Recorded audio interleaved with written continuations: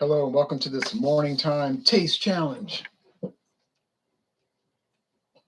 We have two Irish whiskeys. One is very old is a very old brand. The other one is pretty new, only 10 years old. So here we have Jameson, the famous legendary Jameson.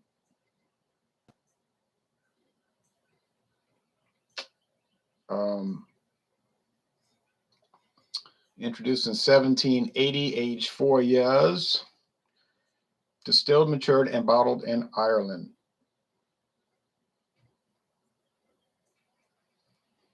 There's a ship, a slogan, I don't know what that means. Established 1780 when Ireland was still a British-controlled kingdom. All right.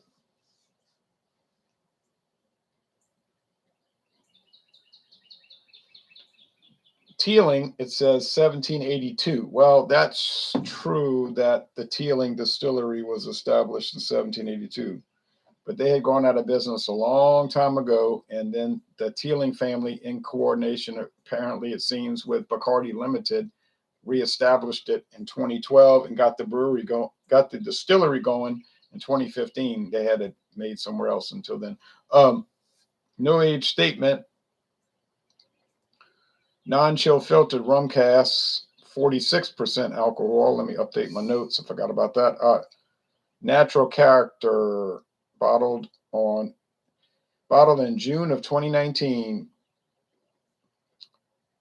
They age it in ex-bourbon barrels, and then a further 6 months in Central American rum casks, Mesoamerican rum casks. New market, Dublin, Ireland. There's a phoenix rising from the ashes, just like Teeling rose from the ashes. It's a Bacardi Limited brand.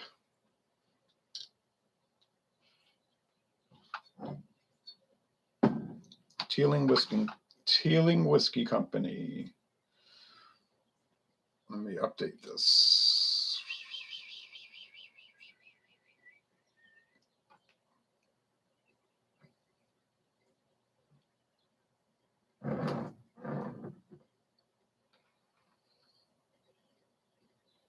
No age statement.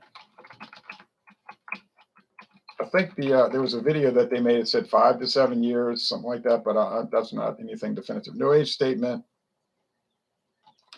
Non-chill filtered.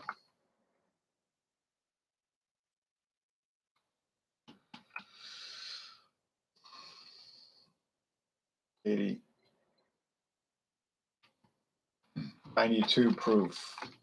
That should make the difference here. Both are Irish blended whiskeys. Jameson, 80 proof, 80 proof. So 86% alcohol versus 80%. 4-year age versus no age statement, but I think I read 5 to 7 years. Okay. But no age statement. Okay.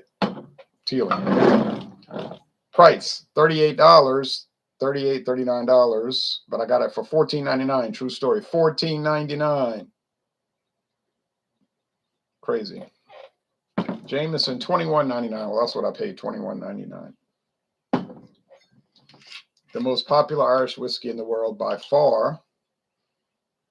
Are there a lot of popular Irish whiskeys? There certainly are. Powers. Jameson. Oh, I know what that is. Jameson. Teelings. Well, Teelings is becoming popular.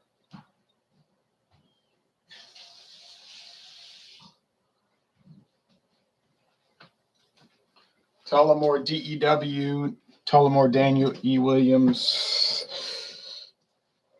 and others. So there's Jameson. I think Jameson has the best looking bottle in the Irish whiskey industry. The classic green glass bottle. It's the best. The best. But the question is it the best inside? What's the best inside? And here's Teeling. Real cork, not particle board cork, not rubberized stoppers. A real hunk O cork. Moisturize that cork, keep it from dry rotting. I had that problem twice now in my life. Not a problem you want. Okay, you go over there. So, $22 versus $39. Is it going to be a $17 difference? I don't believe so, but I could be wrong. I've never done a taste challenge between these two. All right. We had an Irish priest at our church until 2021, Father Pat. 2020. And he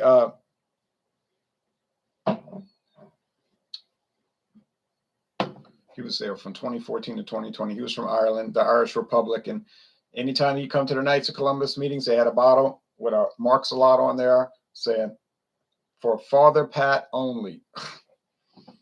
He was only one allowed to drink it. I mean, that didn't mean other people couldn't have bought Jameson and drunk it, but he was only allowed to drink from that bottle. And he would always get the bottle, add the can of Sprite, and we'd have the meeting. We'd have the dinner, and then the meeting. And I said, you like Jameson, huh? Father Pat? He said, oh, it's the best. It's so good, you know. It's so good. He was just, I love talking about Ireland, talking about their independence from Great Britain and all of that. Okay. Pale straw. And his mother came to visit one time. His father was too ill to visit. His mother came to visit here, right up the street, and we were eating dinner. And the lady that hosted the dinner said, oh, what did you think about that war they had in Ireland? And she made a funny face, but she said, well, it wasn't really in our area. It was much more further north. And she said, oh. The lady said, I used to see that on TV every night. Okay. But she was just asking innocently. She didn't know much about it. She thought maybe they were having shootings and bombings in her town, but they didn't have that. Okay. Gold. Thankfully, the Northern Irish War has been on hold for 24 years and hopefully forever. Any other wars going on these days? Arthur Lang. Good morning, guys. Good morning to you. All right. Well, Guy. All right. Take this Anheuser-Busch cap off. Miscellaneous brew reviews. Cheers. Cheers to you. Yeah, well, sorry about that other problem, but believe me, it's like you can't win with that. It's like pro wrestling. It's a stage thing, believe me. And it's popular, but it's not real. Jeep and Footy checking in, Ron. Sorry I missed this morning's stream. That's all right. People got things to do, including myself. If this humidity will lift, I'll cut the grass, but I'm not cutting wet grass. I mean, it looks raggedy. Like, once the heat sets in, and it got to 80 yesterday, it's getting to 80 degrees today, got 80 to 80 a few days ago. Oh, sure, we'll have cold fronts. But we're talking about, like, it'll get cold, 48 at night, and then 2 days later, it'll be getting hot again. That grass is going to start growing like craziness. And that clover is so thick, you could sharpen your lawnmower blade to a razor sharpness, and you cut the grass with the clover, it'll be dull as dull can be after you finish cutting. So, but I'm not cutting wet grass, and this dew will not lift. The dew is on the grass, and it's cloudy, it's overcast, and it could stay on there till 1 in the afternoon. And I'm not cutting wet grass. I hate cutting wet grass. It's not that bad anyway. It just looks raggedy to me. My neighbor next door was cutting, but in the late afternoon, you see. Oh, well, that's not your problem. No problem, he says. Thumbs up. Yeah. My main interest is doing beer reviews, liquor reviews, taste challenges, examinations, and all that other stuff. I just don't care about it. Some people do because that's their interest, is whatever you're interested in. What kind of mower do I use? It's 19 years old, but it's still hanging on. It's a Weed Eater brand, a Weed Eater brand. But you know, it's not made by Weed Eater, but they own the brand rights to it. It's probably some, like this whiskey, a lot of whiskey is sourced out from other people. I hadn't seen the Weed Eater brand at Walmart. This has been a good one, but I'll have to go buy a new one. Hopefully not till next year. If I could squeeze 20 years out of it, it'd be incredible, but I don't know. I don't think it's going to make it. It's a push more. Bryce Regal. Good morning, Jay. Good morning to you, Bryce Regal. My mistake was using that ethanol gas, the ethanol blend, 10% ethanol, corn whiskey. Really, ethanol is like corn liquor, corn alcohol. Of course, it's not aged, but it tore that lawnmower up. And the guys told me, you cannot use that. You got to use pure gas in a lawnmower. It's not like an automobile. So, been buying the gas from the pure gas station. They sell only pure gas. And I told him, I said, I think my lawnmower's wrecked. It barely runs. He said, well, if it runs and you keep putting this good gas, this pure gas, it's going to come back. It's going to start running fine again. And it has for the most part.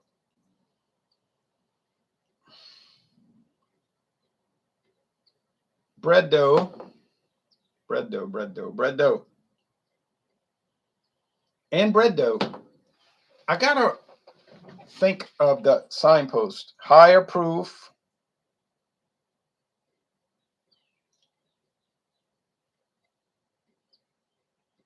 Higher proof.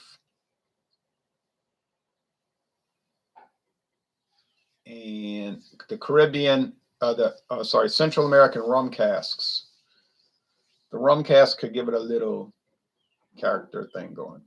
I can't look because one is light. The Teeling is light because there's no color added. Taste. On aroma, I'm not really sure, honestly.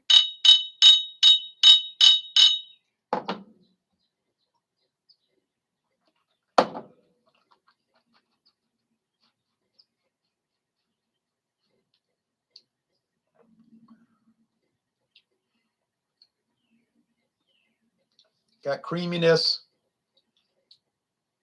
like sugar cream, like in the cream eggs. Grains, little harsh grain alcohol bite. Bread dough.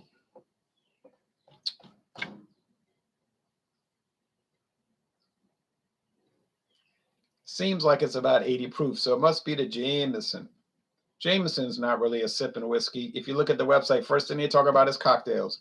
Let's talk about cocktails. Let's make a highball, and that's sensible. Teeling, this is their flagship. This is their main one. But they have other specialty Teelings, which I've not had. But maybe one day I will. But I wasn't going to pass up $14.99. And I don't, and you know as well as I do that at that price, those bottles did not last. They just were going that fast. I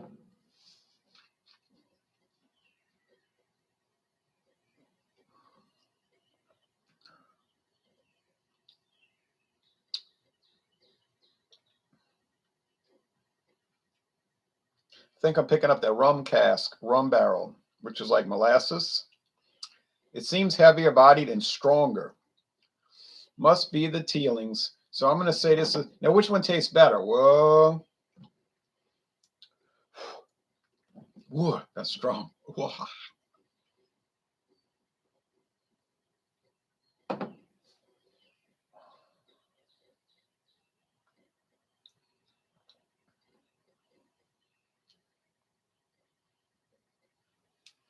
Kind of like that sugar cream, like I say, you get in a cream egg for Easter. Cadbury's. I like it. It's like a nice, pleasant, mild, mellow experience. Almost even some extra virgin olive oil flavor. You say that's crazy. I know it's crazy. Just seemed like it.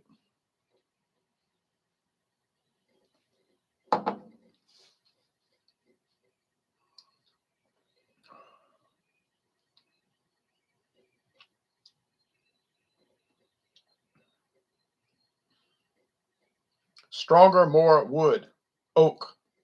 Stronger and more oak. Now, which one tastes better? Well, I can't really say. It's just like they're both A products in the excellent range. Excellent to most excellent. It's sort of like a personal preference issue. If you like mild, mellow, easygoing with the sugar cream and all the things I described, the Jameson could be for you. If you like this more pronounced, bolder, heavier body, strong oak flavor with that rum cast thing, then, well, the Teelings might work.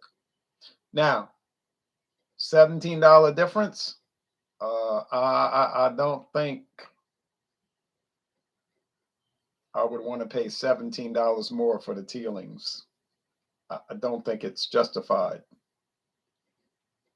But in my case, I paid $14.99, the most incredible price for Teelings in the world.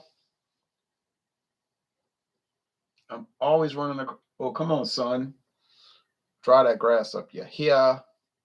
Jameson, Jameson, Jameson. Thai. So on flavor, a Thai because they both have nice little characteristics. Quality Thai. Everything Thai. My personal preference is the creamier sugar cream thing going on there. But if it's a Thai, then what do we look at? What's the determining factor? There's only one. Well, availability could be one, because if you can't get it, there's not much use talking about. But I think Teeling is pretty widely available. Of course, Jameson's everywhere. I see it everywhere around here. Every convenience store has it. And, in the smaller bottles at least. You would have to go with Jameson because you can save $17. And it's not a $17 markup in reality of, relative to the flavor. You don't get $17 extra benefit from the flavor. I don't even know if you get any extra benefit from the flavor. It's just two different characteristics. Now you say, well, it's non-chill filtered. That makes a difference. It depends who you're talking to. Doesn't seem to make a difference here. If you get on the George Dickel website, they claim that the chill filtering makes the difference in their favor. That's right. They say we were the first whiskey company to do chill filtering, and that's why our whiskey's so good. And they go on and on. Which camp do I side with? Well, I don't side with either camp. I haven't noticed any appreciable difference. And it's like with the coloring added. People, would I rather them not have the coloring? Yeah, sure. You get the better vision of the product. But they do that for consistency, and they don't want one being kind of light, kind of dark, medium light, dark, because of different barrel effects. So they use the caramel color for consistency. It is cheating in a way because you don't get the true color of the product. I have suspected over the years that some of these American dark lagers might use caramel coloring. When I said that about a American dark lager that comes out of Pennsylvania, people were flying off the handle. How dare you say that? They do not use caramel coloring, and they were getting so irate.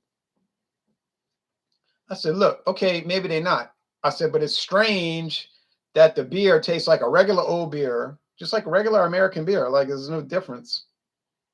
But then you look at it, it's darker. That's all I was saying. I mean, you could say the same thing for Shiner Bock. Oh, a Bock at 4.4% alcohol? I'm not too sure about that. I thought a Bock was supposed to be a goat beer, a kicking beer. You said, well, it's a baby goat. Yeah.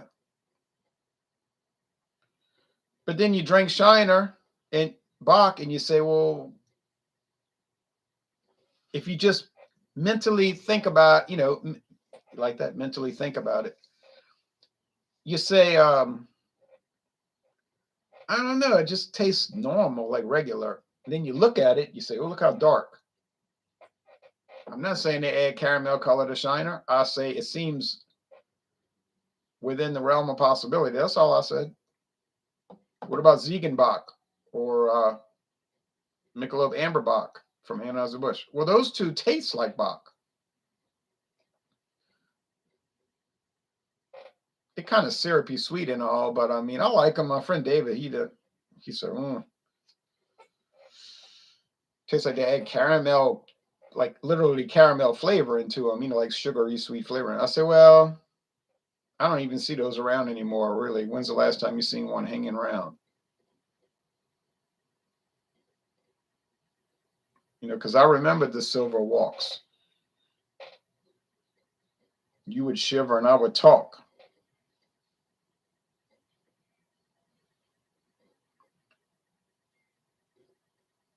And then we went down to Times Square, and I've been hanging around there ever since.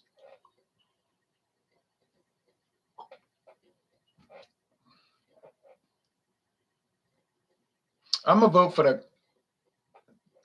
the Jameson. Sorry, y'all, but I'm gonna go with the Jameson. I'm siding with Jameson. I'm unanimous on that. Oh, but it's the Teelings. What a catastrophe! What a catastrophe! So I'm over here talking about what's he drinking? Champagne cocktails in the Sierra Mountains, and I'm passing judgment on your family. So the one that I thought was better was the Teelings. Well. Still, though, it wasn't $17 better. It's not $17 better. Nonetheless, that's twice in a row. 2 times in a row, I couldn't tell Jameson from the competition. So does that mean Jameson is like everybody else? Is it a chameleon? Or is it so normal and universally flavored, universal tasting that you just can't tell it? Probably the second one. Hey, Bryce.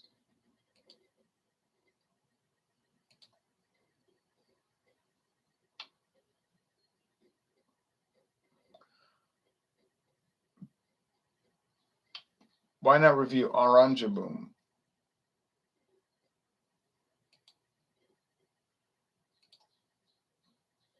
I have reviewed it. Caramels, like from a Brock's Pick-a-Mix.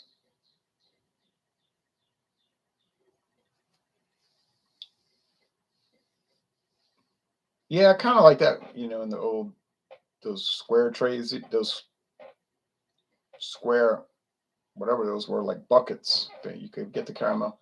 Yeah, something like that. So,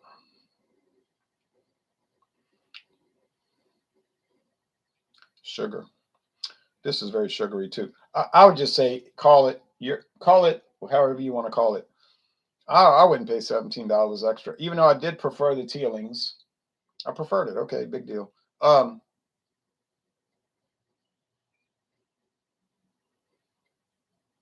wouldn't pay $17 more. I just wouldn't do it. But it's your money. Buy what you want. Now, how's Teelings going to do against Bushmills Original? Teelings. How is Jameson going to do against Bushmills Original? I